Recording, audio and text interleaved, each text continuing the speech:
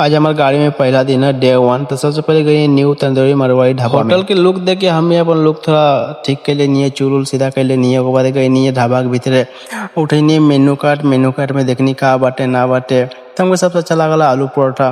तो आलू परोठा ऑर्डर करनी है तो भैया लेकर अलन। तो खाए के शुरू करनी है। खात सोचनी है खाला गाड़ी के देख लें कि वो आओ थे कि ना दरवाजा खुला रहे।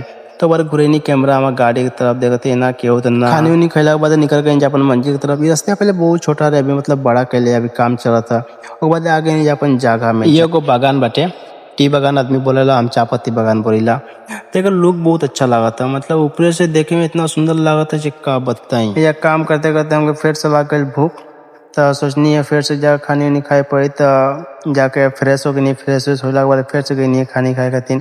तीजा लेनी है परोठा और एगो रसगुल्ला लेनी है, हमारा फेवरेट बाटे, खाए में बहुत मजा। खानी उनी खैला के बाद आ गई घरे आता तो रात हो गई। लोग नहीं है। आज के बोलो कहे तक मिलते हैं नेक्स्ट वीडियो में। Tata bye by.